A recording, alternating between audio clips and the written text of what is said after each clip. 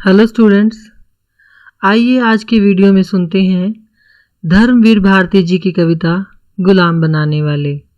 बच्चों, इस कविता में कवि ये कहना चाहता है कि हमारे देश में जो विदेशी लोग आए, विदेशी ताकतें आई, विदेशी शासन करने के लिए बहुत सारे लोगों ने कई बार प्रयास किए, आप जानते भी हैं ना।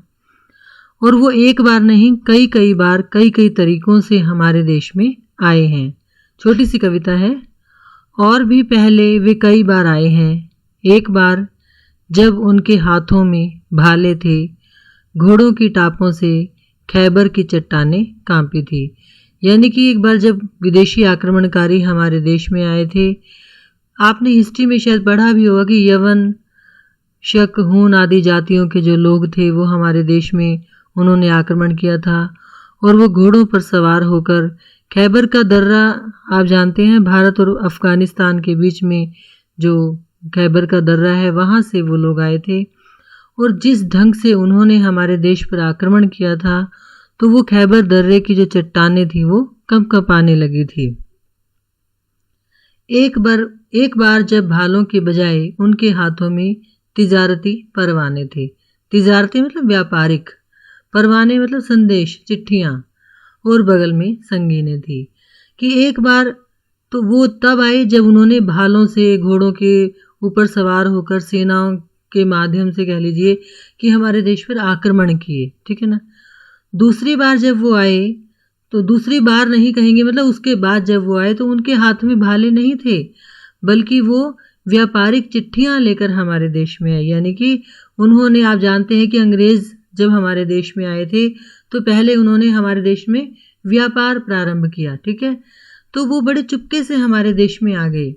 और बगल में संगीनें थी। संगीनें होता है वैसे बंदूक के आगे ना एक वो कोई तीखी सी वो धातु लगाई जाती है। आप ये समझ लीजिए, जैसे कहते हैं ना मुंह में राम बगल में छुरी, कि मुंह से तो वो बड़ी दया दृष्टि से और व्यापार का लालच देकर, लोगों को पैसे का लालच देकर भोले भाले लोगों को उन्होंने फंसा लिया। लेकिन उनके मन में जो चतुराई थी, जो चालाकी थी, उसको कोई भांप नहीं पाया। लेकिन इस बार और चुपके से आए हैं, और इस बार तो वो और भी ज़्यादा चुपके से आ गए हैं। आधे हैं जिनके हाथों में हैं कैमरे, थैलियाँ, टूरिस्ट पासपोर्ट। और इस बार वो कैसे आए, यानी कि आज के समय में वो कैसे आए हैं कि उनके हाथ में कैमरे हैं, पैसों की भरी हुई थैलियाँ हैं और टूरिस्ट पासपोर्ट हैं। यानी कि बिल्कुल हमारे देश के जो भोले भाले लोग हैं उनको फंसाने के लिए बहुत सारा आकर्षण का सामान है, अट्रैक्शन का सामान उनके पास है, कि वो पैसे लेकर आए हैं, कैमरे लेकर आए हैं और टूरिस्ट पासपोर्ट लेकर आए हैं। रंग बिरंगी फिल्में, आधे हैं जिनके पास रंग बिरंगे चेहरे, कि वो रंग बिरंगी फिल्में दिखाकर हमारे देश के भोले भाले लोगों को फंसाते हैं।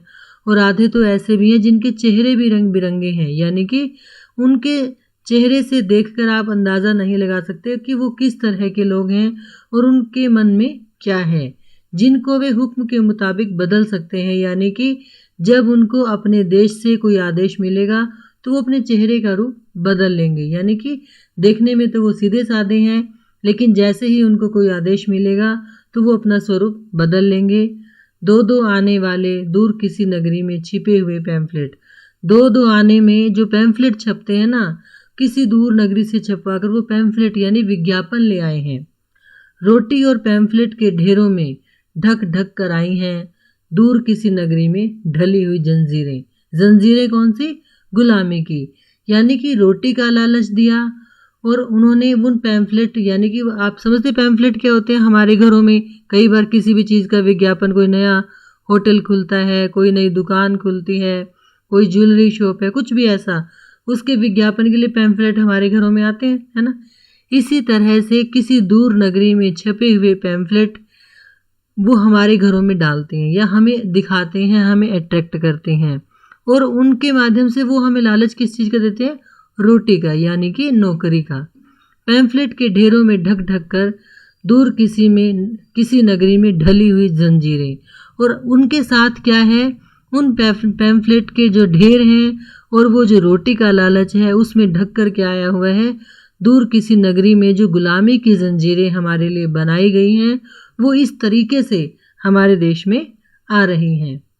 ढंग है नया, लेकिन बात यह पुरानी है कि इस बार उनका आने का जो ढंग है वो नया है, लेकिन बात वही पुरानी कि पहले भी वो आए, उन्होंने हमारे देश को गुलाम बनाया और आज भी वो नए तरीके से, मतलब कि हमें नए नए लालच देकर वो आ रहे हैं। बहुत सारी बड़ी बड़ी कंपनीज खोल रहे हैं, आप जानते हैं, और बहुत सारे व्यापारिक आकर्षण हमें दे रहे हैं। हम भी बड़ी बड़ी कंपनीज में नौकरी करके अपने आप को बड़ा गौरवान्वित महसूस करते हैं, लेकिन ढंग उनका नया है, लेकिन बात यह पुरानी है कि तरीका वही पुराना है।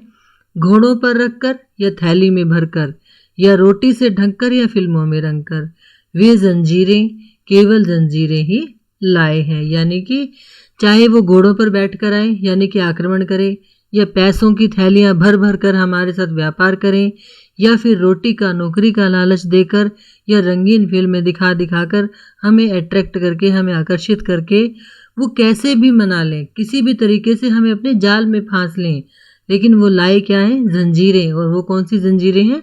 गुलामी की जंजीरें। और भी पहले वे कई बार आए हैं, और इस प्रकार से वो विदेशी ताकतें पहले भी हमारे देश में कई बार आई हैं। तो ये थी बच्चों कविता गुलाम बनाने वाले। Thank you.